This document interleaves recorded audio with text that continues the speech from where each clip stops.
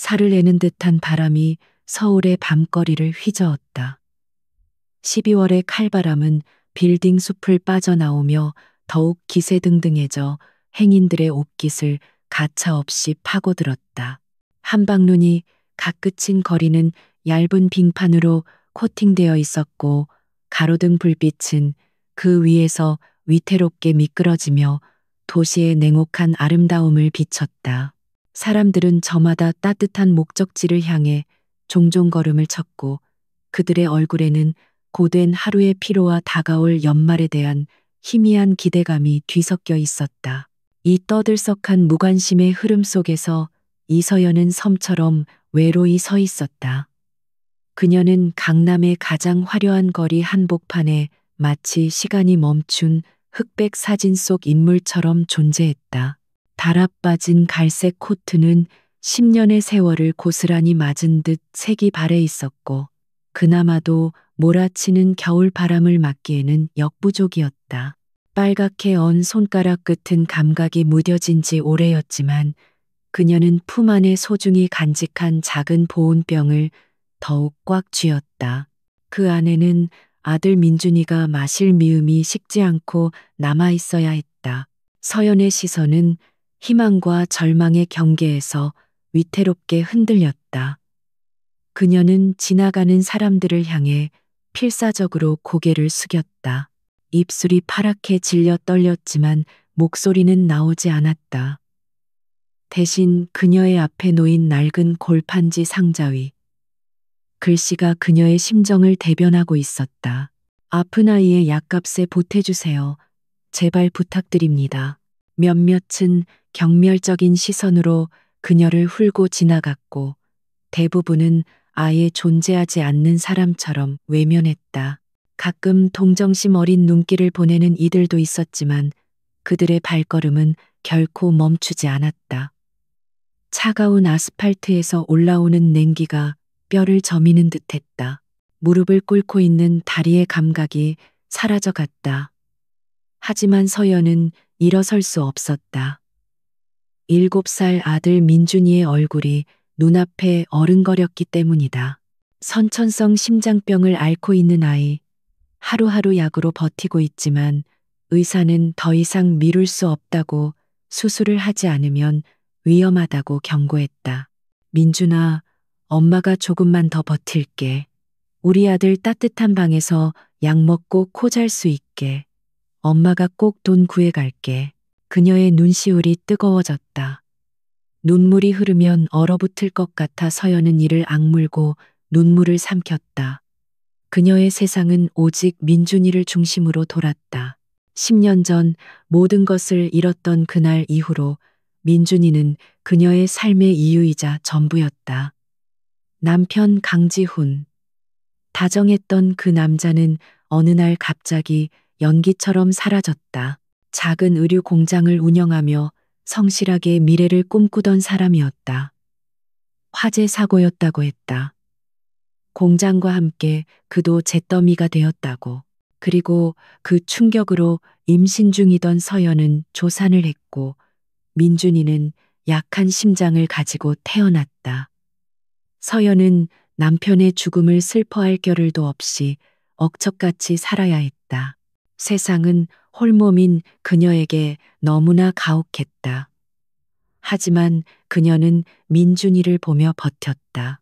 지훈을 쏙 빼닮은 아이, 그의 유일한 흔적인 민준이를 위해서라면 무슨 일이든 할 수 있었다. 그때였다. 부드러운 엔진음과 함께 검은색 세단 한 대가 그녀 앞에 도로변에 멈춰 섰다. 서울의 밤을 그대로 흡수한 듯 칠흑같이 검고 광택이 나는 차체는 주변에 번쩍이는 네온 사인조차 겸허하게 만들었다. 지나가던 모든 이들의 시선을 사로잡는 압도적인 존재감. 차 유리는 짙게 선팅되어 있어 안을 들여다볼 수 없었다. 서연은 그저 또 다른 무관심이려니 생각하며 고개를 더욱 깊이 숙였다. 저런 고급차에 탄 사람들이 자신 같은 길바닥 인생에게 눈길 한번 줄 리 없었다. 하지만 차는 떠나지 않았다. 뒷좌석에 앉은 남자는 창밖의 광경을 무심하게 응시하고 있었다. 그의 이름은 강지훈하지만 세상은 그를 JK그룹의 총수 알렉스 강으로 불렀다. 10년 전 화재 사고에서 기적적으로 살아났지만 그는 모든 기억을 잃었다. 자신을 구해준 재미교포 사업가의 양자가 되어 미국으로 건너갔고 그곳에서 천재적인 사업 수완을 발휘해 JK그룹을 세계적인 기업으로 키워냈다. 2년 전 그는 복수심과 알 수 없는 공허함을 안고 한국으로 돌아왔다. 자신을 그렇게 만든 자들을 찾아내기 위해 그의 옆에는 충직한 최진우 비서가 앉아 내일 아침 회의 자료를 보고하고 있었다. 그래서 태양그룹의 박태준 회장이 이번 바이오 사업권에 사활을 걸고 있는 것으로 보입니다. 우리 쪽 정보를 빼내려 혈안이 되어 있으니 각별한 주의가 필요합니다. 지우는 건성으로 고개를 끄덕였다. 그의 시선은 이미 최 비서의 보고서에 머물러 있지 않았다.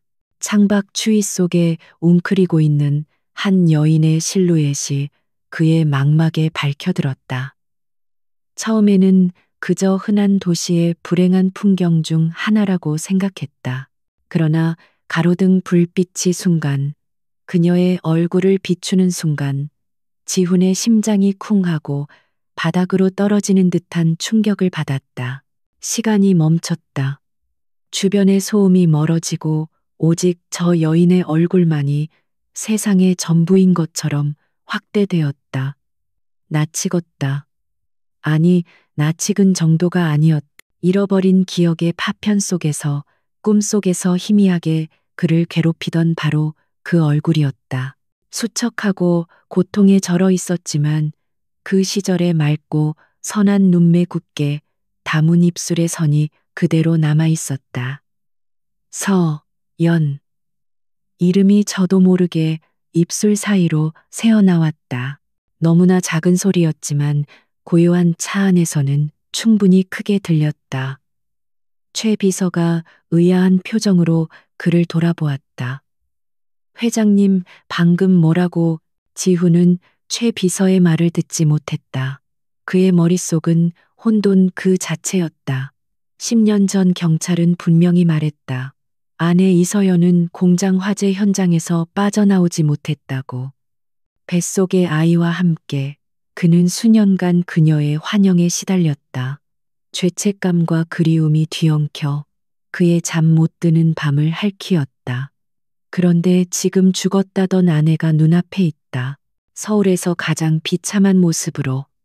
세워. 지훈의 목소리는 얼음장처럼 차가웠다. 운전기사가 당황하며 차를 세웠다. 지훈은 문을 열려고 손을 뻗었다. 당장이라도 달려가 그녀를 확인하고 싶었다. 당신이 정말 이서연이냐고, 어떻게 된 일이냐고 묻고 싶었다. 하지만 그의 이성은 본능을 붙잡았다.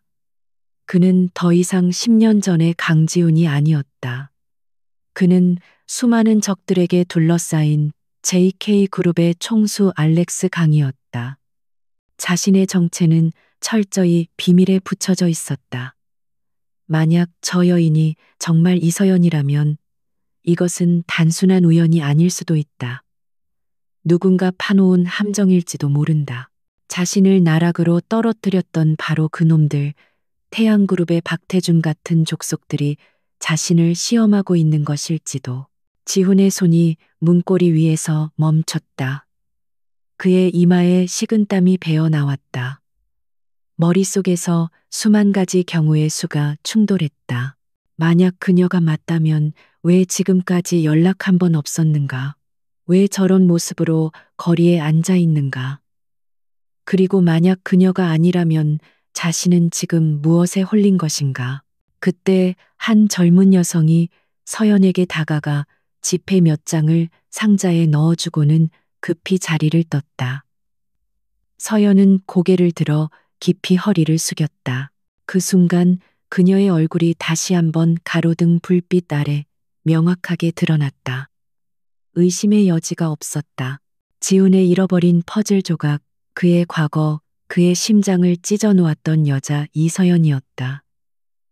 지우는 거친 숨을 몰아쉬었다. 가슴 속에서 뜨거운 무언가가 치밀어 올랐다. 분노인지 슬픔인지 아니면 안도감인지 알 수 없었다. 회장님 괜찮으십니까? 최 비서의 걱정스러운 목소리가 그를 현실로 끌어당겼다. 지훈은 천천히 문에서 손을 떼고 다시 깊숙이 시트에 몸을 묻었다. 그의 눈은 여전히 창밖의 서연에게 고정되어 있었다. 그는 냉정을 되찾아야 했다. 감정에 휩쓸려서는 안 된다. 지금 그가 경솔하게 움직이면 그녀가 더 큰 위험에 빠질 수도 있었다. 최 비서, 네 회장님, 저 여자에 대해 알아봐. 이름 나이 사는 곧 가족관계. 지난 10년간 어떻게 살아왔는지, 지금 왜 저기 앉아 있는지. 먼지 하나까지 샅샅이 털어서 보고해. 내일 아침까지. 그의 목소리에는 사적인 감정이 완전히 배제되어 있었다. 오직 냉철한 명령만이 존재할 뿐이었다. 그러나 그의 눈동자는 미세하게 떨리고 있었다. 알겠습니다. 최 비서는 더 이상 묻지 않았다. 그는 지난 몇 년간 지훈을 보좌하며 그의 성격을 누구보다 잘 알았다. 지훈이 저렇게 나올 때는 그의 심중에 거대한 폭풍이 몰아치고 있다는 뜻이었다. 출발해. 지훈의 짧은 명령의 차는 다시 부드럽게 미끄러지기 시작했다. 차창 밖으로 서연의 모습이 점점 멀어졌다. 그녀는 자신의 삶을 송두리째 뒤흔들 시선이 자신을 관통하고 지나갔다는 사실을 전혀 알지 못한 채 여전히 차가운 아스팔트 위에서 다가올 또 다른 무관심을 기다리고 있었다. 차 안에서 지우는 눈을 감았다. 머릿속이 깨질 듯 아팠다. 잊고 있던 기억들이 봉인해 두었던 감정들이 수면 위로 떠올라 그를 집어삼키려 했다. 다정하게 웃던 그녀의 모습, 함께 꾸렸던 소박한 집, 미래를 약속하던 따뜻한 목소리, 그리고 모든 것을 앗아간 그날의 화염. 서연아, 만약 정말 당신이라면 대체 10년 동안 무슨 일이 있었던 거지? 그리고 왜 하필 이런 모습으로 내 앞에 나타난 거야? 그의 손이 자신도 모르게 가슴께로 향했다. 10년 전 화재로 생긴 흉터가 옷 아래에서 희미한 통증을 일으켰다. 그것은 그의 잃어버린 과거의 유일한 증거였다. 하지만 이제 또 다른 증거가 나타났다. 그의 과거는 죄가 되지 않았다. 길 위에서 가장 고통스러운 모습으로 살아 숨쉬고 있었다. 서울의 야경이 빠르게 뒤로 흘러갔다. 강지훈 아니 알렉스 강이 가슴속에서는 차가운 결심이 싹트고 있었다. 10년 전의 진실, 아내의 생존, 이 모든 것의 배후를 밝혀내야만 했다. 그리고 만약 누군가 그녀를 고통 속에 밀어넣은 것이라면 그는 자신의 모든 것을 걸고 그 대가를 치르게 할 것이다. 거대한 폭풍의 서막이 바로 이 차가운 겨울밤에 조용히 오르고 있었다. 다음 날 새벽 JK그룹의 펜트하우스 오피스는 얼음처럼 차가운 침묵에 잠겨 있었다. 통유리창 너머로 서울의 새벽이 밝아오고 있었다. 회색빛 도시 위로 옅은 주황색 물감이 번지듯 퍼져나가는 광경은 한 폭의 그림 같았지만 강지훈의 눈에는 들어오지 않았다. 그는 밤새 한숨도 자지 못했다. 최고급 가죽 소파에 몸을 기댄 채 그의 손에는 차갑게 식은 커피잔이 들려 있었다. 어젯밤 길 위에서 보았던 아내의 모습이 망막의 낙인처럼 찍혀 사라지지 않았다. 똑똑, 조용한 노크 소리와 함께 최진우 비서가 안으로 들어섰다. 그의 얼굴에는 밤샘의 피로가 역력했지만 걸음걸이는 조금의 흐트러짐도 없었다. 그는 지훈의 책상 위에 묵직한 서류 파일을 올려놓았다. 파일의 표지에는 이서연, 10년간의 행적 추적 보고라고 인쇄되어 있었다. 회장님, 지시하신 내용입니다. 지우는 천천히 몸을 일으켰다. 그의 움직임 하나하나에 팽팽한 긴장감이 서려 있었다. 그는 말없이 파일을 집어들었다. 서류의 첫 장을 넘기는 그의 손가락이 미세하게 떨렸다. 보고서는 건조하고 객관적인 문체로 한 여인의 10년간의 사투를 기록하고 있었다. 첫 페이지에는 이서연의 신상 정보와 함께 낡고 빛바랜 증명사진이 붙어 있었다. 10년 전에 떼고 생기 넘치던 모습. 지훈의 기억 속에 있는 바로 그 얼굴이었다. 하지만 이어진 페이지들에는 전혀 다른 모습의 사진들이 첨부되어 있었다. 허름한 식당 주방에서 땀 흘리는 모습, 건설 현장에서 안전모를 쓴 채 벽돌을 나르는 모습, 셴예노 GD대 칭소조이보스르츠가 배누노 가늘었던 손목과 휘었던 피부는 고된 노동의 흔적으로 거칠고 검게 그을려 있었다. 보고서에 따르면 화재 사고 직후 이서연은 남편의 사망 보험금은커녕 공장이 남긴 막대한 빚을 떠안았다. 채권자들은 갓 아이를 낳은 산모에게도 무자비했다. 그녀는 갓난아기를 업고 빚쟁이들을 피해 쫓기듯 야반도주를 해야 했다. 그 후로 10년 그녀는 단 하루도 편히 쉬지 못했다. 온갖 꾸준히를 전전하며 빚을 갚고 아이를 키웠다. 지훈의 숨이 가빠졌다. 서류의 글자들이 흐릿하게 번져 보였다. 그가 안락한 세상에서 기억을 잃은 채 부와 성공을 쌓아 올리는 동안 그의 아내는 지옥의 밑바닥에서 홀로 싸우고 있었던 것이다. 죄책감이 칼날이 되어 그의 심장을 후벼 팠다. 그리고 마침내 그는 보고서의 가장 중요한 부분에 도달했다. 가족관계 아들 강민준만 10세 강민준. 지훈의 눈동자가 지진이라도 일어난 듯 흔들렸다. 아들. 그에게 아들이 있었다. 화재 당시 뱃속에 있던 바로 그 아이였다. 보고서는 아이의 존재를 증명하듯 작은 아이의 사진 한 장을 첨부하고 있었다. 낡은 옥탑방을 배경으로 병색이 완연한 얼굴이지만 희미하게 웃고 있는 남자아이. 지훈은 저도 모르게 사진 위로 손을 뻗었다. 아이의 얼굴 윤곽 짙은 눈썹, 고집스러워 보이는 인매는 어린 시절의 자신을 놀랍도록 닮아 있었다. 하지만 서연을 닮아 선하게 빛나는 커다란 눈망울은 보는 이의 마음을 아리게 할 만큼 깊은 슬픔을 담고 있었다. 다음 문장은 지훈의 세상 전체를 무너뜨렸다. 특이사항 강민준 선천성 심장 복합 기형. 정기적인 치료 및 수술 필요. 현재 서울아동병원 입원 대기 중. 쿵, 심장이 멈추는 것 같았다. 아들이 있다. 그런데 그 아이가 아프다. 목숨이 위태로울 정도로. 그래서 서연은 그 추운 겨울밤 길거리에서 무릎을 꿇어야만 했던 것이다. 아이의 수술비를 위해, 약값을 위해.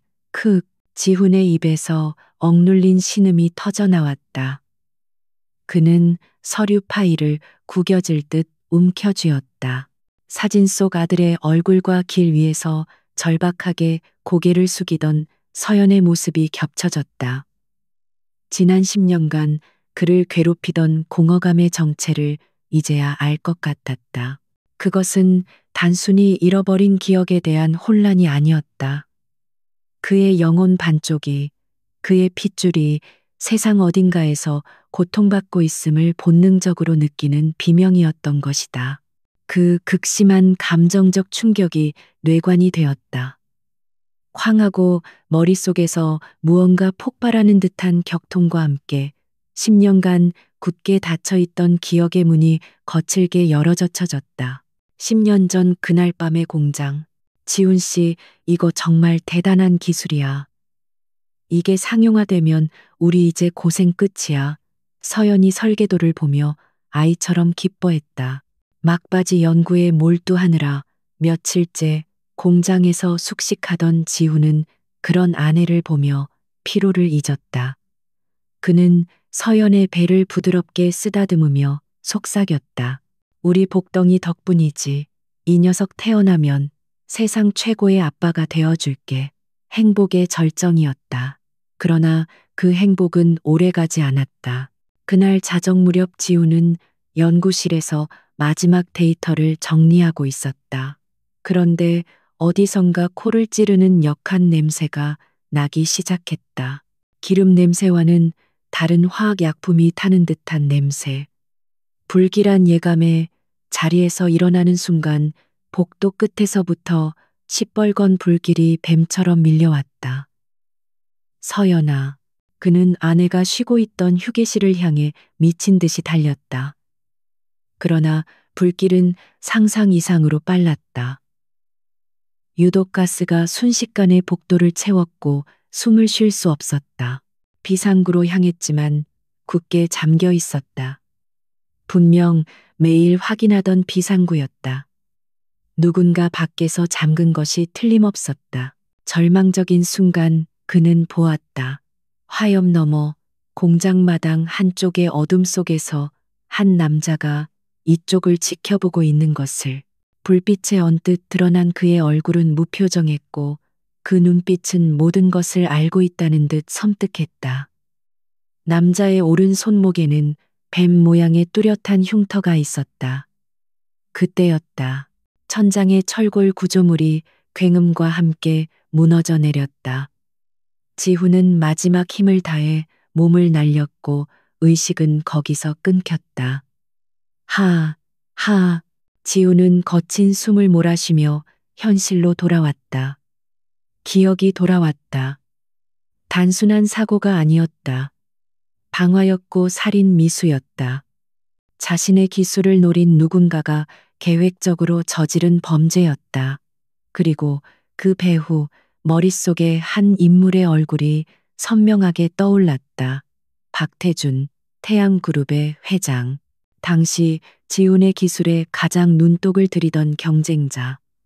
몇 번이나 기술 이전을 제안했지만 지훈은 단호히 거절했었다.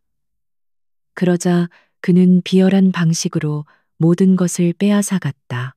지훈이 죽은 것으로 처리된 후 태양그룹은 불과 6개월 만에 지훈의 기술과 놀랍도록 유사한 신소재를 발표하며 급성장했다. 모든 조각이 맞춰졌다. 분노가 온몸의 혈관을 타고 들끓었다. 하지만 그것은 곧 깊은 자책감으로 변했다. 자신이 조금만 더 신중했더라면, 박태준의 탐욕을 얕보지 않았더라면, 아내와 아들이 지난 10년간 그런 고통을 겪지는 않았을 것이다. 지훈은 자리에서 벌떡 일어났다. 그의 눈빛은 더 이상 혼란스럽지 않았다. 이전의 냉철함을 넘어 모든 것을 파괴할 듯한 무서운 결의가 서려 있었다. 그는 인터폰을 눌러 최 비서를 호출했다. 최 비서, 당장 들어와. 곧바로 문이 열리고 최 비서가 들어왔다. 그는 지훈의 완전히 달라진 분위기에 압도되어 숨을 삼켰다. 지금부터 내 말을 잘 들어. 기존의 모든 프로젝트는 잠시 보류한다. 네 회장님, 하지만 태양그룹과의 바이오 사업권 경쟁이, 그 경쟁의 판을 새로 짤 거니까. 지훈은 책상 위에 보고서를 가리켰다. 보고서에 나온 아이 강민준. 내 아들이다. 최 비서의 눈이 경악으로 커졌다. 우선 서울아동병원 심장센터에 익명으로 기부금을 전달해. 강민준이란 아이의 수술비와 치료비 전액을 포함해 병원 역사상 최대 금액으로 어떤 경로로도 출처가 JK그룹이나 나라는 사실이 알려져서는 안 된다. 완벽하게 처리해. 알겠습니다. 그리고 이서연 씨와 강민준 군 주변에 최고의 경호팀을 24시간 비밀리에 배치해 저들 모르게 그림자처럼 움직여야 한다. 개미 한 마리 얼씬하지 못하게 해. 지훈의 목소리는 강철처럼 단단했다. 복수심 때문만은 아니었다. 그는 이제 한 여자의 남편이자 한 아이의 아버지로서 명령하고 있었다. 마지막으로 태양그룹 박태준 회장의 모든 것을 파헤쳐. 특히 10년 전 내 공장에 불이 나던 시점 전후의 모든 행적 자금 흐름 주변 인물들을 샅샅이 뒤져 오른 손목에 뱀 모양 흉터가 있는 남자를 찾아. 아마 지금쯤 박태준의 가장 더러운 일을 처리하는 신복이 되어 있겠지. 먼지 한 톨까지 찾아내. 그의 눈이 창밖 멀리 보이는 태양그룹의 빌딩을 향했다. 그 눈빛은 마치 먹이를 포착한 맹수와 같았다. 박태준, 내 놈이 내게서 빼앗아간 것들, 이제부터 하나씩 되찾아올 테니, 아니, 그 이상을 내놓게 만들어주지. 최 비서는 말없이 고개를 숙였다. 그는 깨달았다. 지난 2년간 한국 시장을 뒤흔들던 냉철한 기업, 사냥꾼 알렉스 강은 이제 사라졌다. 지금 그의 앞에는 잃어버린 가족을 되찾고 그들을 지옥으로 밀어 넣은 원수를 심판하려는 한 남자 강지훈이 서 있었다. 그리고 그의 분노는 태양그룹 전체를 집어삼킬 거대한 태풍이 될 것이었다.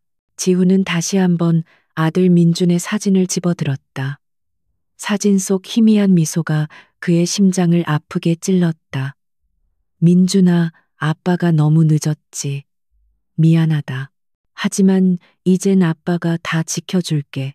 반드시. 그의 손에서 사진이 미세하게 떨렸다. 10년간의 공백을 뛰어넘어 그의 가슴 속에서 뜨거운 부성애가 용암처럼 끓어오르고 있었다.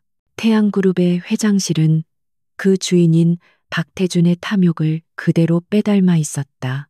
과시적인 금장 장식과 방 전체를 압도하는 거대한 마호가니 책상벽에 걸린 유명 화가들의 원본 그림들은 그의 성공이 얼마나 많은 것을 짓밟고 이룩한 것인지를 웅변하는 듯했다.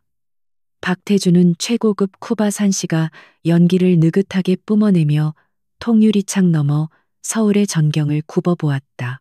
그의 발 아래 놓인 도시가 마치 자신의 왕국인 양 거만하고 만족스러운 미소를 띠고 있었다. 그의 평온을 깬 것은 비서실장의 다급한 노크 소리였다. 들어와. 문이 열리고 그의 신복인 오 상무가 굳은 얼굴로 들어섰다. 그는 박태준이 가장 신임하는 인물로 태양그룹의 온갖 더러운 일을 처리해온 그림자였다. 그의 오른 손목에는 소매 아래로 언뜻 보이는 뱀 모양의 흉터가 있었다. 회장님, JK그룹의 알렉스 강에 대한 동향 보고입니다. 박태준은 흥미없다는 듯 시가를 재떨이에 비벼 껐다. 그 재미교포놈, 요즘 바이오 사업 때문에 내 심기를 건드리고 있더군. 뭔가 새로운 거라도 있나? 특이 동향이 몇 가지 있습니다. 오, 상무는 서류를 내밀었다. 박태준은 마지못해 서류를 받아들었다. 보고서에는 알렉스 강, 즉 강지훈의 최근 24시간 동선이 빽빽하게 기록되어 있었다. 대부분이 회사와 집을 오가는 단조로운 일상이었지만 박태준의 시선은 보고서의 한 부분에서 멈췄다. 오후 10시 30분 강남대로변에서 원인 불명으로 5분간 정차. 차내에서 거리의 행상을 주시하는 모습 포착됨. 오후 11시 50분 서울아동병원에 JK그룹과 무관한 제3자 명의로 거액의 익명 기부금 전달 정황 포착. 특정 환자의 치료비 전액을 지원하는 조건. 박태준의 미간이 좁혀졌다. 냉혈한으로 소문난 알렉스 강이 길거리의 거지 따위에게 관심을 보인 것도 이상했지만 뒤이은 익명 기부는 더욱 의심스러웠다. 사업상 필요한 기부라면 대대적으로 홍보를 했을 터. 이것은 명백히 개인적인 행동이었다. 이 환자 누군지 알아봤나? 네, 강민준이라는 10살짜리 남자아이입니다. 선천성 심장병을 앓고 있다고 합니다. 그럼 그 행상은 그 아이의 어미인 이서연이라는 여자입니다. 현재 무직이며 아이의 병원비를 벌기 위해 국어를 오 상무의 말이 끝나기도 전에 박태준의 얼굴이 일그러졌다. 이서연, 강민준, 어디선가 들어본 듯한 이름. 그의 머릿속에서 10년 전의 기억이 희미하게 되살아났다. 강지훈. 자신의 기술을 탐내던 그에게 끝까지 맞서던 오만하고 젊은 공장장. 그리고 그의 아내. 분명 화재 사고로 사진 가져와. 그 여자와 아이 사진 당장 가져와. 박태준의 고함에 오상무는 급히 다른 서류를 내밀었다. 거기에는 어젯밤 지훈의 차를 세우게 했던 추위에 떨고 있던 서연의 모습과 병원 기록에 첨부된 민준의 작은 증명사진이 있었다. 사진을 보는 순간 박태준의 얼굴에서 핏기가 가셨다. 10년의 세월이 흘렀지만 틀림없었다. 강지훈의 아내 이서연, 그리고 아이의 얼굴에는 죽은 강지훈의 모습이 유령처럼 어른거리고 있었다. 이럴 수가, 살아있었단 말인가. 그는 손에 든 서류를 와락 구겨버렸다. 온몸의 피가 차갑게 식는 듯했다. 10년 전 그는 강지훈의 기술을 훔치기 위해 오상무를 시켜 공장에 불을 질렀다. 완벽한 사고로 위장했고 강지훈과 그의 임신한 아내까지 함께 처리했다고 보고받았다.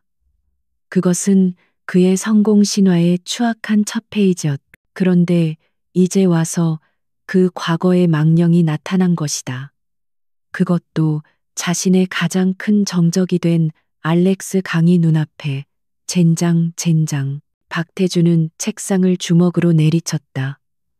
분노와 함께 섬뜩한 공포가 밀려왔다. 알렉스 강이 왜 그들에게 관심을 보였는지 이제야 명확해졌다.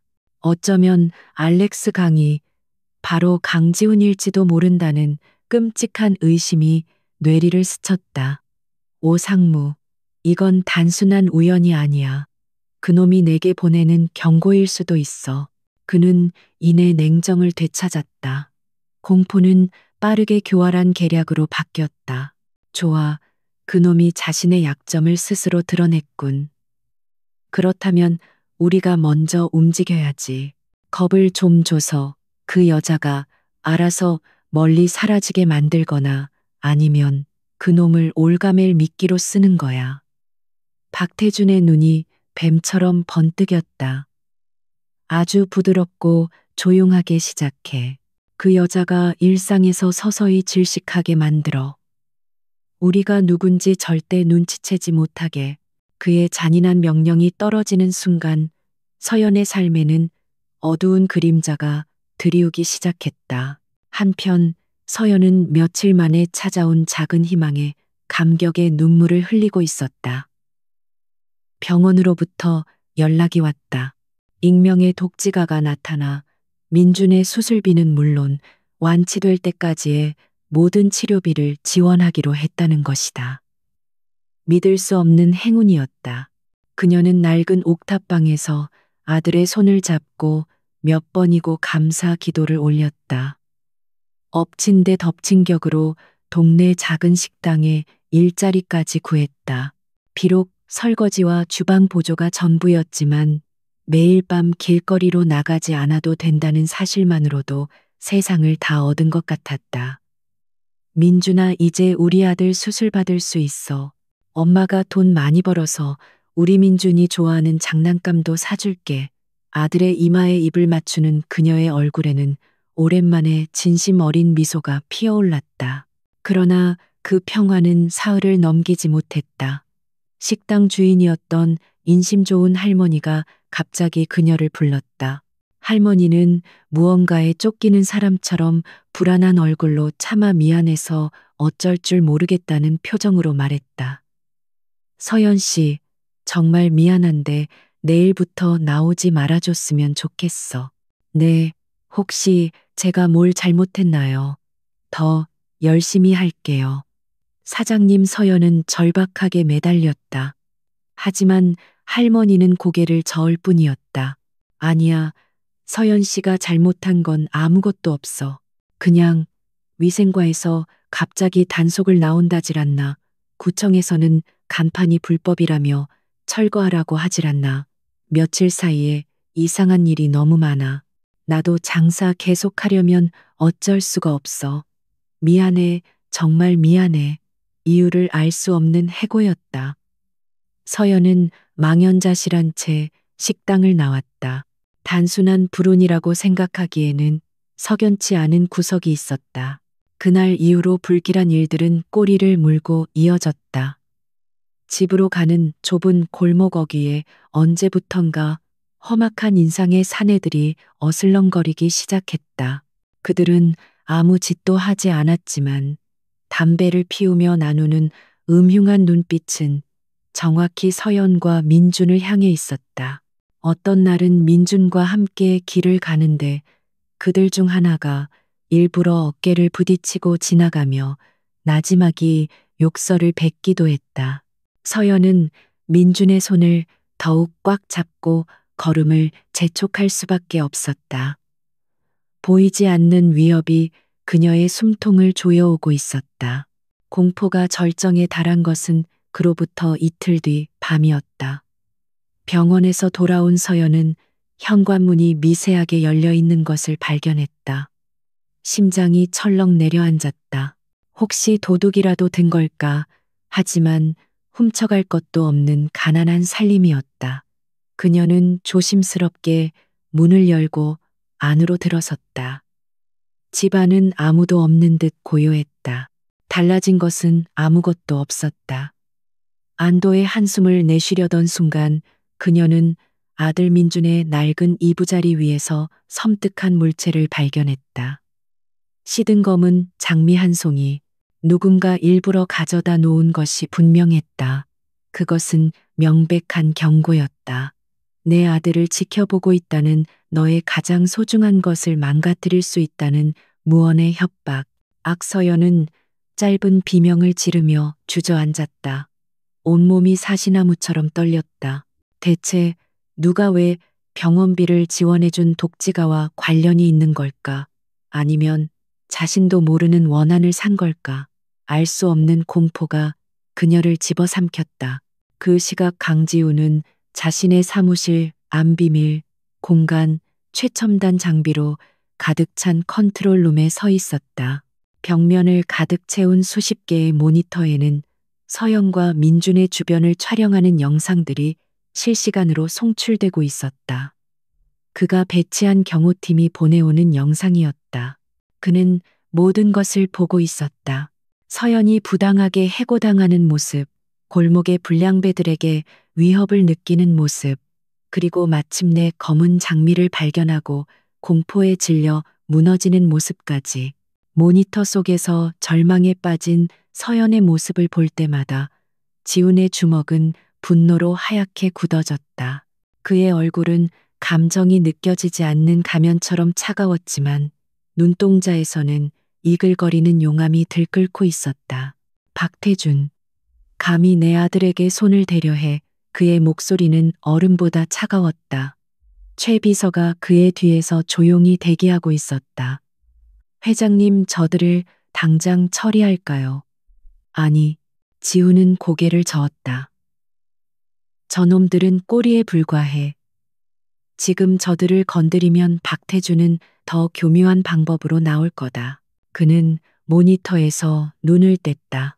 이제 더 이상 그림자 속에서 그녀를 지켜볼 수만은 없다는 사실이 명확해졌다. 자신이 만든 안전장치가 오히려 그녀를 위험으로 몰아넣고 있었다. 박태준은 그녀를 미끼로 자신을 시험하고 있는 것이다. 이 시험에 제대로 응해주지 않으면 그 비열한 인간은 무슨 짓을 저지를지 몰랐다. 결심이 섰다. 최 비서. 박태준은 내가 겁을 먹고 물러서거나 감정적으로 경솔하게 움직이길 바라고 있겠지. 놈이 원하는 대로 해주지 않을 거야. 하지만 더 이상 저들을 저곳에 둘 수는 없어. 지훈은 최 비서를 돌아보았다. 그의 눈빛은 흔들림 없는 강한 결의로 가득 차 있었다. 이제 내가 직접 나설 때가 됐어. 우연을 가장한 만남을 준비해. 내가 그녀에게 접근할 가장 자연스러운 시나리오를 만들어 내일 당장 어둠 속에서만 맴돌던 그의 시간이 끝나가고 있었다. 10년 만에 그는 아내의 세상 속으로 직접 걸어 들어갈 준비를 마쳤다. 그것이 어떤 파장을 불러일으킬지 알 수 없었지만 더 이상 선택의 여지가 없었다.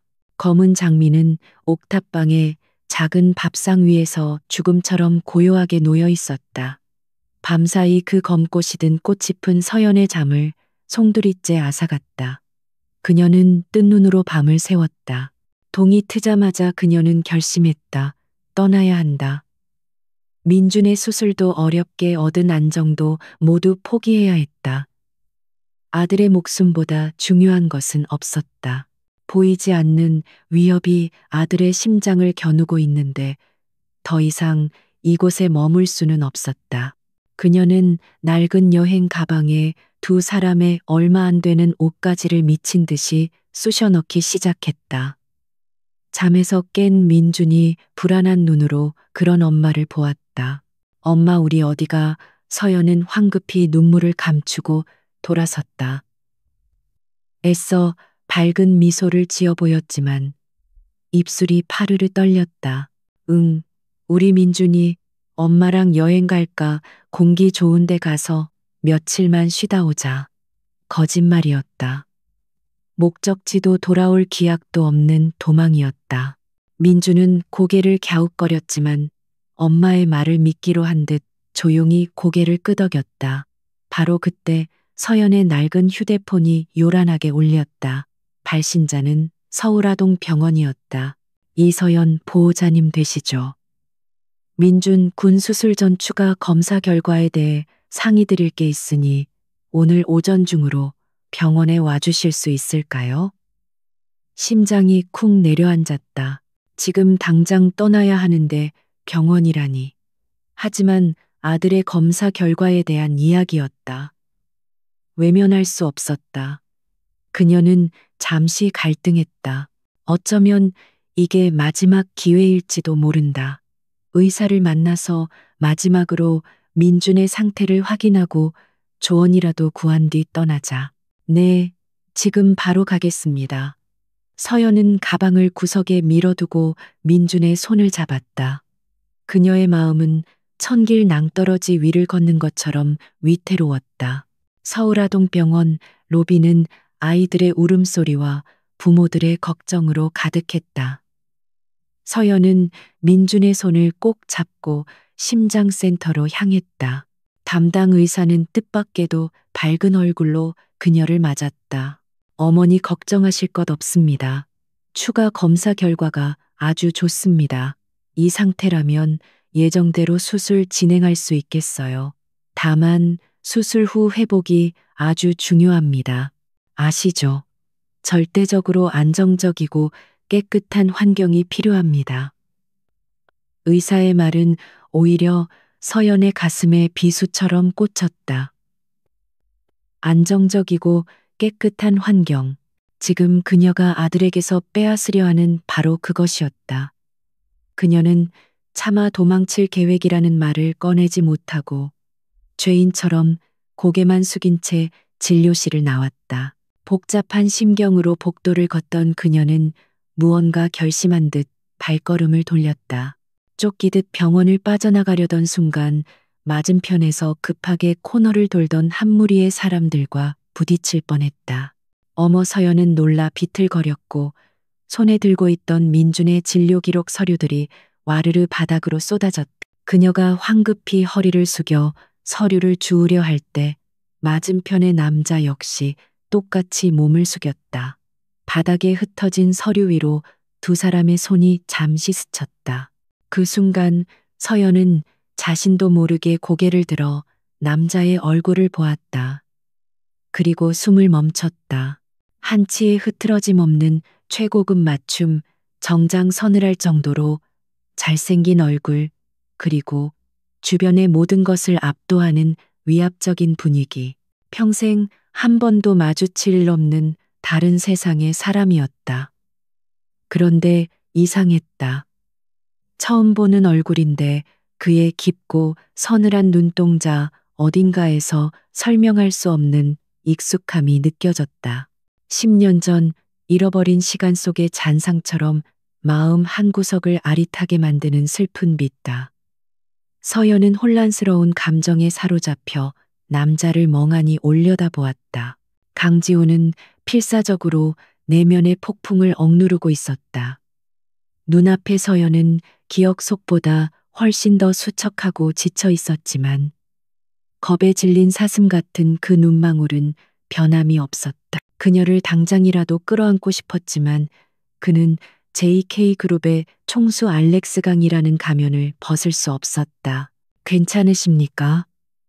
부인 그의 낮고 차분한 목소리의 서연은 정신을 차렸다. 그녀는 황급히 고개를 숙이며 사과했다. 죄송합니다. 제가 앞을 제대로 보지 못해서 그때 남자와 함께 있던 병원장이 달려와 다급하게 소리쳤다. 아니 이보세요. 강 회장님 앞에서 지금 뭐 하는 겁니까? 병원장은 서연을 나무라며 지훈에게 허리를 90도로 굽혔다. 회장님 괜찮으십니까? 병원 시찰 중에 이런 무례한 일을. 지훈은 손을 들어 병원장의 말을 막았다. 그의 시선은 바닥에 흩어진 서류 한 장에 고정되어 있었다. 소아심장외과 환자 강민준. 그는 아무것도 모른다는 듯 서류를 주어 서연에게 건넸다. 아닙니다. 제가 부주의했군요. 아이가 편찮으신가 봅니다. 그의 목소리에는 인공적일 만큼 정중한 염려가 담겨 있었다. 서연은 감사하다는 말과 함께 서류를 받아들고 서둘러 자리를 피하려 했다. 이 불편한 상황에서 최대한 빨리 벗어나고 싶었다. 그러나 지훈은 그녀를 붙잡았다. 잠깐만요. 모든 것은 계획대로였다. 병원장은 최 비서에게 미리 언지를 받은 대로 능숙하게 연기를 시작했다. 아, 회장님, 이분이 바로 회장님의 재단에서 후원하는 강민준 군의 어머니이십니다.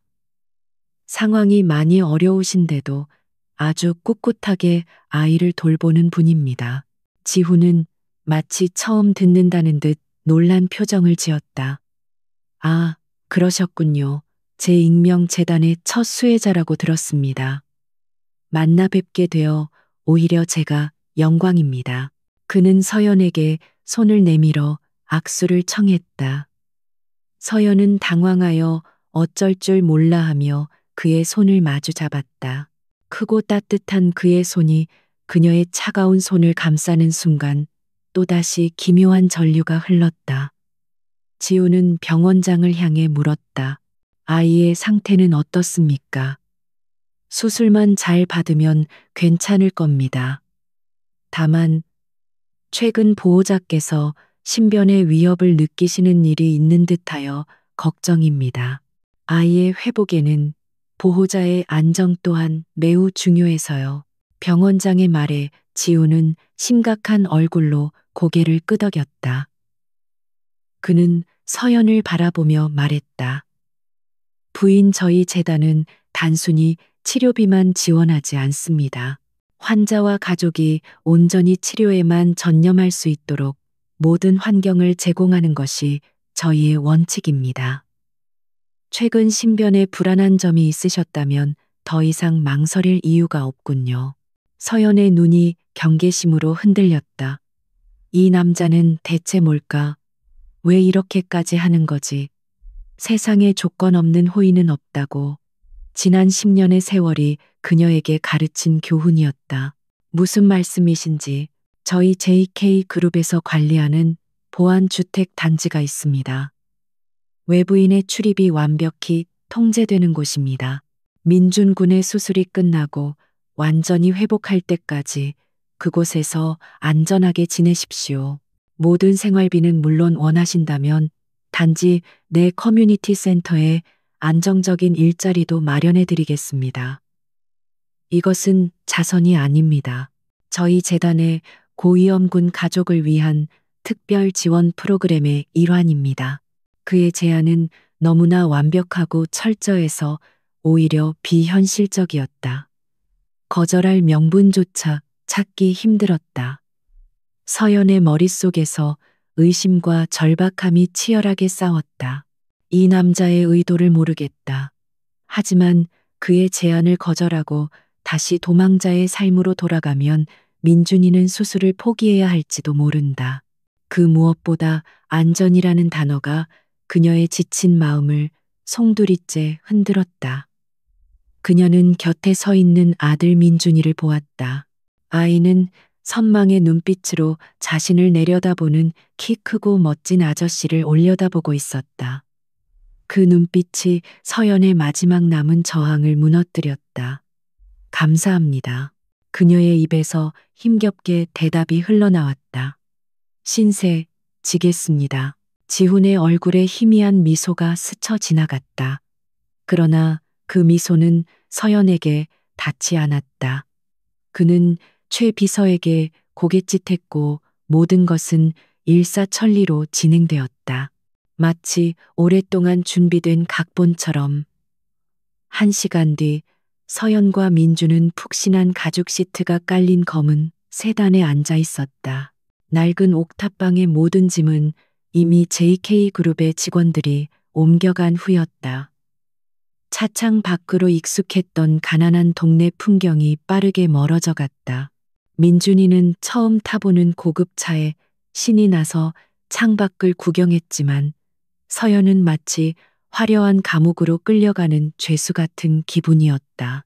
차는 서울의 스카이라인이 한눈에 내려다 보이는 최고급 주상복합 아파트 단지 더 포레스트로 들어섰다. 철저한 보안 시스템을 통과한 차는 가장 전망이 좋은 동의 로비 앞에 멈췄다.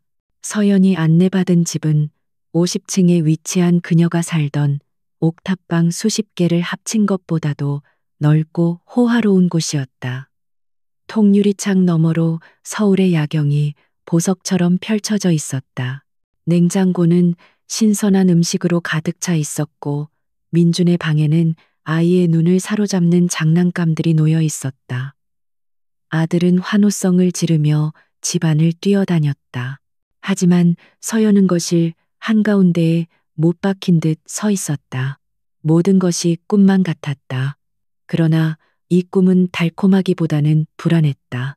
그녀는 거대한 통유리창으로 다가갔다.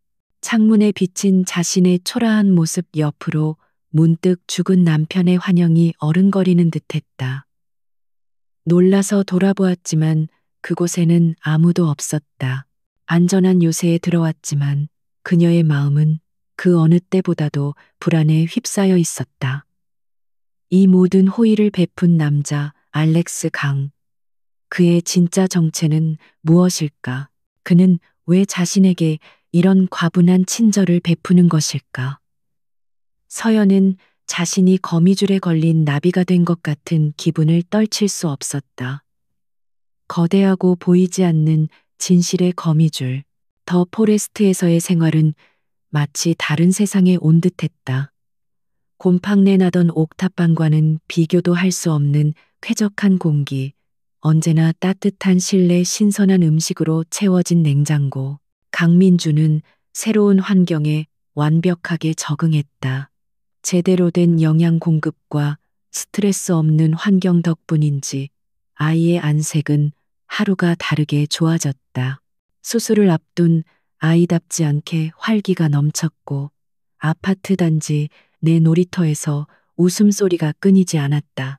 그 모습을 보는 것만으로도 이서연은 가슴 벅찬 감사를 느꼈지만 마음 한구석의 불안은 좀처럼 가시지 않았다.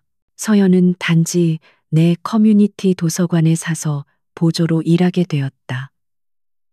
조용한 공간에서 책을 정리하는 일은 고된 육체 노동에 시달려온 그녀에게 작은 위안을 주었다. 하지만 평온함 속에서도 그녀의 신경은 늘 곤두서 있었다. 이 모든 것을 제공한 남자 알렉스 강. 그의 존재는 그녀의 삶에 들어온 너무나 거대한 미스터리였다. 그는 가끔씩 정말로 우연처럼 그녀와 민준 앞에 나타났다. 어느 주말 오후 단지 내 정원에서 민준과 함께 민들레 홀씨를 불고 있을 때였다. 검은 정장 차림의 그가 비서와 함께 지나가다 그들을 발견하고는 걸음을 멈췄다. 민준 군 여기서 보니 더 건강해 보이는군요. 그는 자연스럽게 다가와 민준의 눈높이에 맞춰 한쪽 무릎을 꿇었다. 권위적인 재벌 총수의 모습은 온데간데 없고 그저 한 아이를 다정하게 바라보는 남자가 있을 뿐이었다. 서연은 그 모습에 순간 심장이 멎는 듯했다. 죽은 남편, 강지훈이 가끔 저런 자세로 뱃속의 아이에게 말을 걸곤 했었다. 또 어떤 날은 도서관에서였다. 서연이 책을 정리하고 있을 때 그가 불쑥 나타났다. 그는 후원을 결정한 재단의 시설을 둘러보러 왔다고 했다. 그는 서가에 꽂힌 낡은 시집 한 권을 꺼내들더니 나지막이 말했다. 사람들은 별이 빛난다고 하지만 사실 별은 홀로 타오르고 있는 거죠. 어둠이 깊을수록 더 절박하게. 그의 시선은 시집에 머물러 있었지만 서연은 그 말이 자신에게 하는 말처럼 느껴졌다. 그의 눈빛에는 단순한 동정심 이상의 마치 그녀의 고통을 속속들이 이해한다는 듯한 깊은 감정이 담겨 있어 그녀를 혼란스럽게 했다. 감사와 의심 사이에서 서연의 마음은 매일같이 흔들렸다. 그는 왜 이렇게까지 할까? 그의 관심은 후원자의 그것을 넘어선 너무나 개인적인 느낌을 주었다. 특히 민준이를 바라보는 그의 시선 속에는 아버지에게서나 볼 수 있을 법한 애틋함과 안타까움이 어려 있었다. 진실의 꼬리는 아주 사소한 곳에서 잡혔다. 그날은 민준의 수술 날짜가 잡힌 것을 기념해 단지 내 카페에서 작은 케이크를 먹고 있었다. 민준은 케이크에 장식된 땅콩 조각을 보며 말했다. 엄마 나 이거 먹으면 안 되죠. 간지러우니까. 민준에게는 경미한 땅콩 알레르기가 있었다. 서연이 우리 아들 잘 아네 하며 땅콩 조각을 걷어내 주려던 순간 때마침 지나가던 알렉스 강이 그 말을 들었다. 그는 무심코 한마디를 던졌다. 나도 어릴 때 땅콩을 잘못 먹고 고생한 적이 있지. 유전인가 보군. 유전, 그 단어가 서연의 뇌리에 번개처럼 내리꽂혔다. 민준의 알레르기는 남편 지훈에게서 유전된 것이었다. 그것은 부부둘만 아는 사소한 비밀이었다. 그녀는 얼어붙은 채 천천히 고개를 들어 그를 보았다. 그의 얼굴에 당황한 기색이 스쳐 지나갔다. 실언을 깨달은 것이다. 알렉스 강은 급히 표정을 수습했지만 이미 늦었다. 서연의 마음속에서 의심의 둑이 무너져 내렸다. 모든 퍼즐 조각이 한순간에 맞춰졌다. 처음 만났을 때 느꼈던 기묘한 익숙한 민준의 눈높이에 맞추던 모습, 그녀의 고통을 꿰뚫어 보는 듯한 눈빛, 그리고 방금 전의 말실수까지. 당신, 서연의 입술이 떨렸다. 주변의 소음이 멀어지고 세상에 오직 두 사람만 남은 듯했다. 당신 누구야? 그녀는 자리에서 일어났다. 목소리는 작았지만 그 안에는 10년의 세월을 버텨온 여인의 모든 강인함이 담겨 있었다. 대체 누구인데 죽은 내 남편과 똑같은 알레르기를 알고 있는 거지? 왜 내 아들을 그런 눈으로 보는 거야? 왜 나한테 이렇게까지 하는 거냐고. 그녀의 절규에 가까운 질문에 마침내 강지훈의 가면이 산산조각 났다. 그는 더 이상 알렉스 강으로 연기할 수 없었다. 그의 눈에는 지난 10년간 억눌러 왔던 모든 고통과 그리움, 미안함이 파도처럼 밀려왔다. 서연아. 그가 그녀의 이름을 불렀다. 10년 만에 처음으로. 그 한마디에 서연의 온몸이 굳어버렸다. 잊을 수 없는 목소리. 꿈속에서 수천 번도 더 들었던 바로 그 목소리였다. 이제 모든 것을 알아야 할 때가 됐어. 제발 나와 함께 가줘. 지훈은 그녀를 자신의 펜트하우스 그 중에서도 가장 깊숙한 곳에 있는 서재로 이끌었다. 그곳은 그의 내면처럼 차갑고 정돈되어 있었지만 한쪽 벽면을 가득 채운 거대한 스크린이 이질적인 긴장감을 자아내고 있었다. 그는 스크린을 켰다.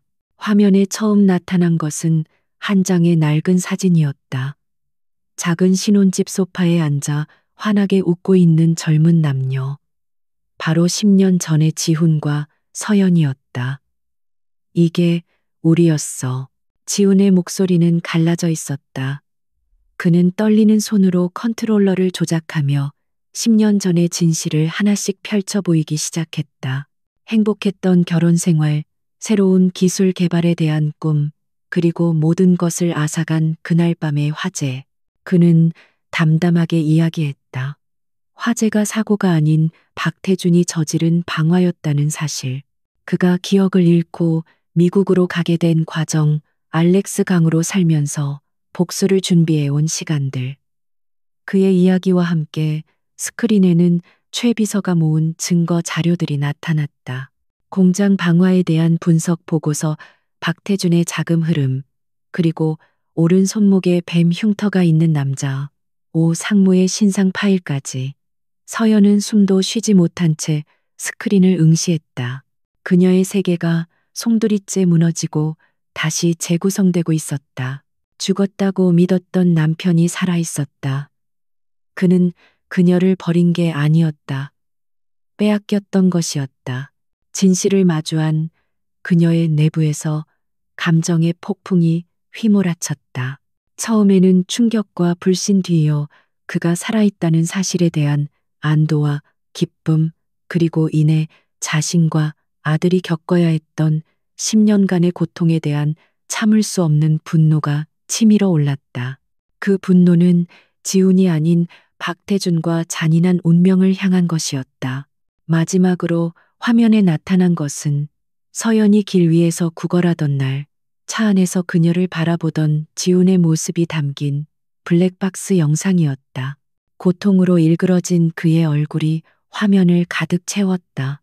모든 설명이 끝나고 화면이 꺼졌다. 서재에는 서연의 거친 숨소리와 흐느낌만이 가득했다.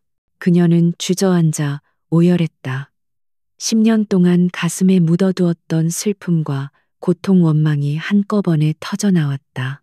지훈은 차마 그녀에게 다가가지 못하고 몇 걸음 떨어진 곳에서 고통스럽게 서 있었다. 지금의 자신은 그녀의 남편 강지훈이기도 했지만 동시에 그녀를 너무나 오랫동안 홀로 두었던 낯선 남자 알렉스 강이기도 했다. 그들 사이에는 10년이라는 거대한 강이 흐르고 있었다. 서연아. 그가 처음으로 부서지는 목소리로 그녀의 이름을 다시 불렀다. 미안해. 정말 미안하다. 내가 너무 늦어서. 진실은 밝혀졌지만 그것은 행복한 재회의 시작이 아니었다. 상처뿐인 두 영혼이 10년의 시간을 사이에 두고 마주선 또 다른 고통의 시작일지도 몰랐다. 거대한 외부의 적 박태준이 여전히 존재했지만 이제 그들 앞에는 상처를 보듬고 무너진 가족을 다시 일으켜 세워야 하는 더 큰 내부의 과제가 놓여 있었다. 서재의 무거운 침묵 속에서 이서연의 오열은 서서히 잦아들었다. 그녀는 눈물을 닦고 천천히 일어섰다. 10년간의 고통과 슬픔이 휩쓸고 지나간 그녀의 눈빛은 더 이상 연약하지 않았다. 그 자리에는 차가운 분노와 강철 같은 결의가 서려 있었다. 그녀는 더 이상 운명에 휩쓸리는 피해자가 아니었다. 그녀는 이제 싸워야 할 이유와 상대가 명확해진 전사였다. 박태준, 그 인간이 우리에게서 모든 걸 뺏어갔군요. 그녀의 목소리는 낮고 차분했지만 그 안에는 칼날 같은 증오가 담겨 있었다. 그녀는 강지훈을 돌아보았다. 이제 그는 더 이상 미스터리한 후원자 알렉스 강이 아니었다.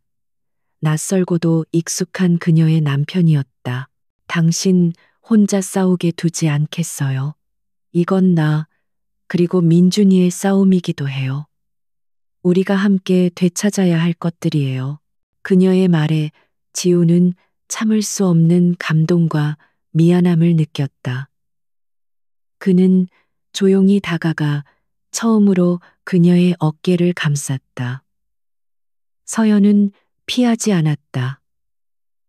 10년의 간극을 뛰어넘어 두 사람은 비로소 하나의 목표를 공유하는 동지가 되었다. 한편 태양그룹의 박태주는 지옥 같은 나날을 보내고 있었다.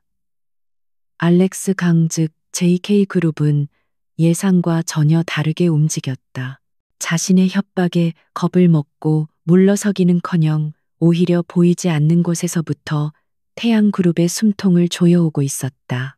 주가는 정체불명의 악성 루머로 연일 폭락했고 핵심 부품을 공급하던 해외 거래처들이 갑자기 계약을 파기했다. 마치 거대한 그물이 사방에서 조여오는 듯한 압박감에 박태주는 미칠 지경이었다. 그는 알렉스 강이 무언가 알고 있다는 것을 직감했다. 어쩌면 모든 것을. 극도의 불안감에 휩싸인 그는 결국 가장 위험하고 비열한 카드를 꺼내들기로 결심했다. 오상무. 박태주는 자신의 신복을 불렀다. 그의 눈은 탐욕과 조바심으로 붉게 충혈되어 있었다. 더 이상 기다릴 수 없어. 보험이 필요하다. 강지훈의 아들놈 그 아이를 데려와. 놈을 협상 테이블에 끌어내려면 그 방법밖에 없어. 오 상무의 얼굴이 잠시 굳었다. 회장님 아이를 건드리는 건 너무 위험합니다. 만약 실패라도 하면 실패는 용납 안에 박태준이 고함을 질렀다. 그 아이 며칠 뒤에 심장 수술을 한다고 들었다. 병원만큼 허술하고 혼란스러운 곳도 없지. 수술하는 날이 기회야. 의사나 간호사로 위장해서 깔끔하게 처리해. 이건 명령이야. 박태준의 광기 어린 집착은 스스로를 파멸로 이끄는 독이었다. 그는 강지훈이 바로 그 순간을 기다리며 함정을 파놓고 있다는 사실을 까맣게 모르고 있었다. 민준의 수술 날짜는 의도적으로 박태준의 첩자에게 흘러들어간 정보였다. 민준의 수술 당일 서울아동병원 특별병동의 공기는 팽팽한 긴장감으로 가득했다. 서연은 수술실 앞 복도 의자에 앉아 하얗게 질린 얼굴로 기도만 반복했다. 그런 그녀의 곁을 지훈이 말없이 지키고 있었다. 그는 서연의 떨리는 손을 굳게 잡아주었다. 그 온기만이 서연이 버틸 수 있는 유일한 힘이었다. 괜찮을 거야. 우리 아들 강한 아이잖아. 당신을 닮아서. 지훈의 낮은 목소리가 그녀를 위로했다. 하지만 그의 내면에서는 아들에 대한 걱정과 박태준에 대한 분노가 들끓고 있었다. 병원 곳곳에는 그의 경호팀이 환자, 보호자, 병원, 직원 등 다양한 모습으로 위장한 채 모든 것을 주시하고 있었다. 병원 밖 검은색 밴 차량 안에서는 최 비서가 수십 개의 CCTV 화면을 지켜보며 작전을 총지휘했다. 마침내 수술실의 수술 중 램프에 불이 들어왔다. 그리고 바로 그 순간 지훈의 덫도 작동하기 시작했다. 오 상무와 그의 수하들은 미리 계획한 대로 움직였다. 그들은 병원 유지보수팀 직원 복장으로 위장한 채 병원 동쪽 별관에서 작은 화재 경보기를 울렸다. 약간의 연기와 함께 울린 경보기는 병원 보안팀의 주의를 성공적으로 분산시켰다. 그 틈을 타오 상무 일당은 수술이 끝난 민준이 옮겨질 회복실로 향했다. 그들의 계획은 마취해서 덜 깬 아이를 이동 침대에 실어 유유히 병원을 빠져나가는 것이었다. 모든 것이 순조롭게 진행되는 듯했다. 하지만 그들은 10년간 세상의 밑바닥에서 살아남은 한 어머니의 본능을 계산에 넣지 못했다. 서연은 타는 듯한 갈증에 물이라도 마시기 위해 잠시 자리에서 일어났다. 복도 끝 정수기로 향하던 그녀의 눈에 청소 카트를 밀며 다가오는 한 무리의 유지보수팀 직원들이 들어왔다. 평범한 모습이었지만 유독 한 남자의 걷어붙인 소매 아래로 드러난 오른 손목이 그녀의 시선을 사로잡았다. 뱀, 흉터, 지훈이 보여주었던 자료 사진 속 바로 그 흉터였다. 서연의 심장이 얼어붙었다. 오상무, 박태준의 수조. 그가 왜 여기에, 그것도 아들의 회복실 방향으로. 순간 어머니의 직감이 비명처럼 울렸다. 그들이 노리는 것은 민준이다. 소리를 지르거나 경호원들을 찾기에는 너무 늦었다. 그들이 민준에게 해를 끼칠 수도 있었다. 그녀는 찰나의 순간에 결단을 내려야 했다. 지난 10년간 그녀를 살게 했던 것은 눈물이 아니라 절박함 속에서 번뜩이는 생존 본능이었다. 그녀는 비틀거리며 그들에게 다가갔다. 마치 어지럼증을 느끼는 것처럼. 그리고 그들이 그녀를 막 지나치려는 순간 그녀는 복도에 놓여 있던 대형 물통에 실수로 발이 걸린 척하며 그대로 넘어졌다. 깍! 요란한 비명과 함께 물통이 엎어지며 바닥은 순식간에 미끄러운 물바다가 되었다. 갑작스러운 상황에 당황한 오상무 일당의 발이 미끄러지며 균형을 잃었다. 바로 그 순간 서연은 넘어지면서 손에 닿은 벽에 화재 경보기를 있는 힘껏 눌렀다. 삐이익 복도를 찢는 듯한 날카로운 경보음이 울려 퍼졌다. 스프링클러가 터지며 물이 비처럼 쏟아져 내렸다. 복도는 순식간에 아수라장이 되었다. 미끄러운 바닥과 쏟아지는 물, 요란한 경보음에 오상무 일당은 완벽히 발이 묶였다. 그들의 혼란을 비웃기라도 하듯 복도 한쪽에서 지훈이 유령처럼 나타났다. 그의 귀에 꽂힌 작은 통신장치로 이미 모든 상황을 보고받은 후였다. 그의 얼굴에는 어떤 감정도 없었지만 눈은 지옥의 불처럼 타오르고 있었다. 내 아들에게 손을 대려 했나. 지훈의 목소리에 오상무는 소름이 끼쳤다. 그가 무언가 반응하기도 전에 지훈의 몸이 바람처럼 움직였다. 지훈의 주먹이 오상무의 복부를 정확하게 가격했고 이어 그의 팔을 꺾어 간단하게 제압했다. 10년의 분노가 담긴 공격은 짧고 무자비했다. 나머지 수하들은 사방에서 나타난 지훈의 경호팀에 의해 순식간에 진압되었다. 상황은 순식간에 종료되었다. 지훈은 경찰에 신고하는 대신 오상무를 병원 지하에 격리된 공간으로 끌고 갔다. 그곳에는 변호사와 함께 모든 것을 기록할 카메라가 준비되어 있었다. 정신을 차린 오상무 앞에는 그가 저지른 모든 범죄의 증거가 산처럼 쌓여 있었다. 지훈은 차가운 목소리로 말했다. 박태준은 널 버릴 거다. 하지만 난 내게 기회를 주지. 모든 걸 풀어.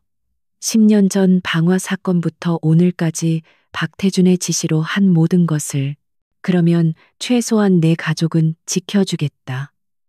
침묵한다면 넌 박태준의 모든 죄를 뒤집어 쓰고 평생 감옥에서 썩게 될 거야. 오상무는 흔들렸다. 배신감과 공포가 그를 덮쳤다. 결국 그는 무너졌다. 그는 카메라 앞에서 지난 10년간 박태준의 지시로 저질렀던 모든 범죄를 방화와 살인 미수, 그리고 오늘의 납치 미수까지 하나도 빠짐없이 자백하기 시작했다. 바로 그 시각 수술실의 문이 열리고 의사가 나왔다. 수술은 성공적이었습니다. 아이는 정말 강합니다. 그 말에 서연과 지훈은 서로를 부둥켜 안고 안도와 기쁨의 눈물을 흘렸다. 그리고 1시간 뒤 대한민국 모든 언론사와 검찰청에 익명의 이메일 한 통이 동시에 전송되었다. 그 안에는 오상무의 자백 영상 원본과 태양그룹의 비리를 입증하는 방대한 자료가 담겨 있었다. 뉴스는 속보를 쏟아내기 시작했다. 박태준은 자신의 회장실에서 거대한 TV 화면을 통해 자신의 제국이 무너지는 광경을 망연자실하게 지켜보고 있었다. 앵커의 흥분된 목소리와 함께 오상무의 자백 영상이 전국으로 송출되고 있었다. 박태준 회장 10년 전 방화살인 미수 및 납치, 교사 혐의로 긴급 체포, 문이 거칠게 열리고 검사들과 수사관들이 들이닥쳤다. 박태준 씨, 당신을 체포합니다. 철컥하고 그의 손목에 차가운 수갑이 채워지는 소리가 방 안에 울려 퍼졌다. 같은 시각 지훈과 서연은 회복실 유리창 너머로 평온하게 잠든 민준을 내려다보고 있었다. 길고 길었던 싸움이 끝났다. 두 사람은 아무 말 없이 서로의 손을 꼭 잡았다. 그들의 눈에는 새로운 시작을 향한 희망의 빛이 감돌고 있었다. 폭풍이 지나간 자리는 고요했다. 박태준의 구속과 오 상무의 자백은 대한민국을 뒤흔든 거대한 스캔들이 되었다. 태양그룹이라는 거대한 바벨탑은 주춧돌이 뽑히자 허무하게 무너져 내렸다. 연일 터져 나오는 비리, 뉴스 속에서 박태준은 법의 심판대에 섰고 10년 전의 방화살인 미수를 포함한 모든 죗값을 물어 무기징역을 선고받았다. 정의는 더디게 왔지만 분명히 도착했다. 세상의 소란을 뒤로하고 강지훈은 조용히 자신의 자리를 되찾는 일에 집중했다. 법적으로 그는 이미 10년 전 사망한 사람이었다. 복잡한 절차를 거쳐 그는 알렉스 강이라는 이름을 지우고 강지훈이라는 자신의 본래의 신분을 되찾았다. 주민등록증에 선명하게 새겨진 자신의 이름을 보았을 때 그는 비로소 10년간의 길고 긴 악몽에서 깨어난 기분이었다. JK그룹의 총수 자리는 전문 경영인에게 맡기고 그는 자신에게 남은 가장 중요한 과업에 집중하기로 했다. 바로 가족이라는 이름의 회사를 재건하는 일이었다. 그 재건의 중심에는 민준이가 있었다. 수술을 성공적으로 마친 민준이는 기적처럼 건강을 회복했다. 아이의 얼굴에서 병색이 사라지고 본래의 나이에 맞는 개구쟁이 같은 활기가 피어올랐다. 지우는 어설프지만 진심을 다해 아빠의 역할을 배워나갔다. 그는 아들과 함께 장난감 로봇을 조립하다. 서툰 손놀림에 망가뜨리기 일쑤였고 동화책을 읽어주다. 감정이입이 지나쳐 먼저 눈물을 글썽이기도 했다. 처음에는 회장님 혹은 아저씨라고 부르며 거리를 두던 민준이도 매일 밤 자신을 위해 기도하고 서툴지만 따뜻한 손길로 이불을 덮어주는 지훈에게 서서히 마음을 열었다. 어느 날 저녁 잠자리에 들기 전 민준이가 불쑥 입을 열었다. 아빠, 내일은 같이 공원에 가서 캐치볼 해요. 아빠. 그 한마디에 지우는 온 세상이 멈추는 듯한 감격을 느꼈다. 그는 아무 말 없이 아들을 끌어안았다. 등 뒤에서 느껴지는 아들의 작은 온기는 그가 지난 10년간 잃어버렸던 세상의 전부였다. 아들과의 관계가 눈 녹듯 풀리는 동안 서연과의 사이에는 여전히 보이지 않는 벽이 존재했다. 그들은 민준이를 위해 함께 웃고 이야기했지만 단둘이 남으면 어색한 침묵이 흘렀다. 그들은 같은 집에 사는 가장 가까운 이방인이었다. 10년의 시간은 두 사람을 너무나 다른 사람으로 만들어 놓았다. 지우는 세계를 호령하는 기업가였고 서연은 세상의 밑바닥에서 강인함을 배운 생존자였다. 과거의 사랑만으로는 메울 수 없는 깊은 간극이었다. 어느 날 밤 잠든 민준의 얼굴을 확인하고 나온 두 사람은 거실에서 마주쳤다. 달빛이 환하게 쏟아져 들어오는 창가에 나란히 서서 그들은 오랫동안 도시의 야경을 말없이 내려다보았다. 먼저 침묵을 깬 것은 지훈이었다. 서연아. 그의 목소리에는 깊은 회한이 담겨 있었다. 나는 오랫동안 박태준에게 복수하는 것만을 생각하며 살아왔어. 그게 내가 다시 일어선 이유라고 믿었지.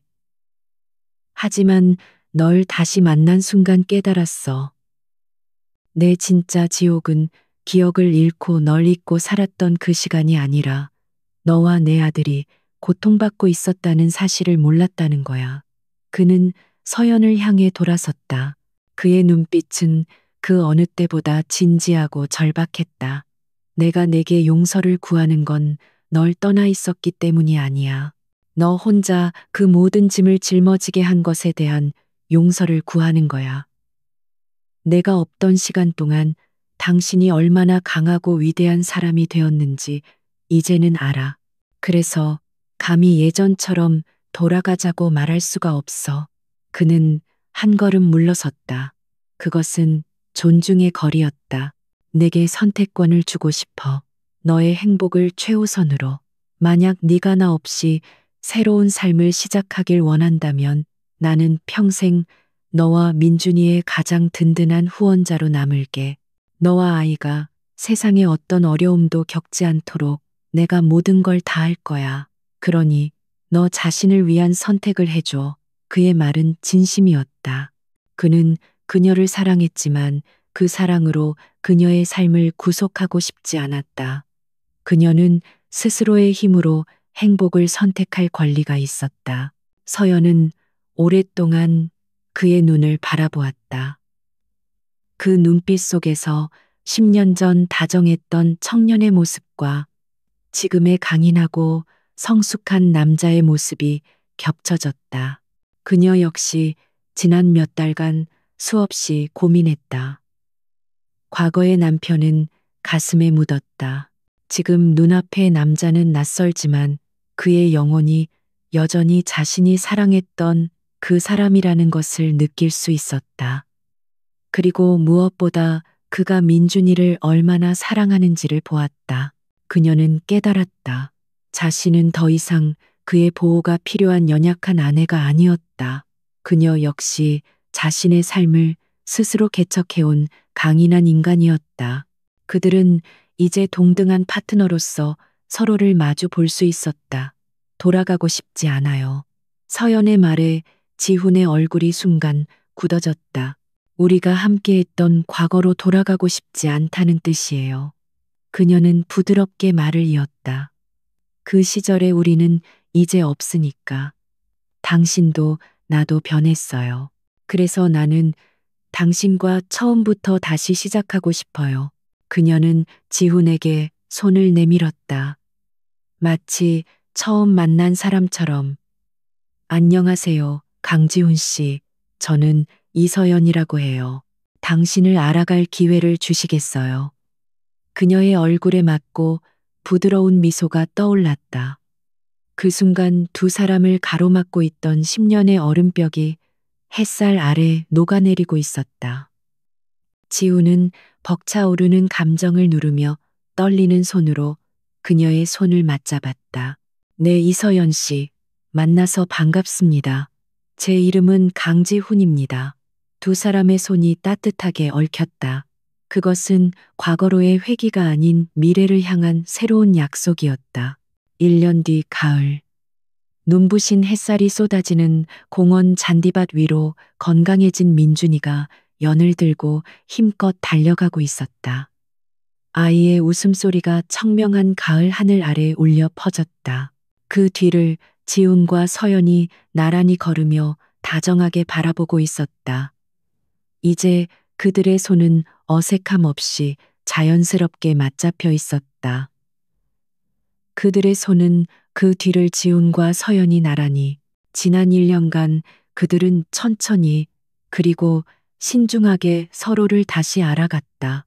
때로는 서툴렀고 때로는 과거의 상처에 아파하기도 했지만 그들은 서로의 다름을 존중하고 현재의 모습을 사랑하는 법을 배웠다.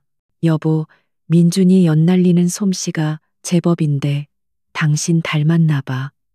서연의 말에 지훈이 웃으며 대답했다. 포기하지 않는 끈기는 당신을 닮았지. 그들의 대화는 평범하고 소박했지만 그 안에는 깊은 신뢰와 애정이 담겨 있었다. 과거의 폭풍은 그들에게서 많은 것을 앗아갔지만 동시에 무엇과도 바꿀 수 없는 소중한 것들을 남겼다. 서로에 대한 이해, 가족의 소중함, 그리고 역경 속에서도 피어나는 희망.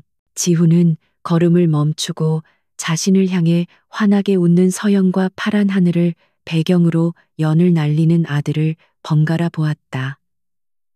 자신에게 돌아온 두 개의 기적. 그는 이제 더 이상 복수심이나 잃어버린 과거에 얽매이지 않았다. 그의 세상은 지금 이 순간의 행복으로 온전히 채워져 있었다. 길고 길었던 밤이 지나고 마침내 그들의 삶에 따스한 아침이 밝아오고 있었다.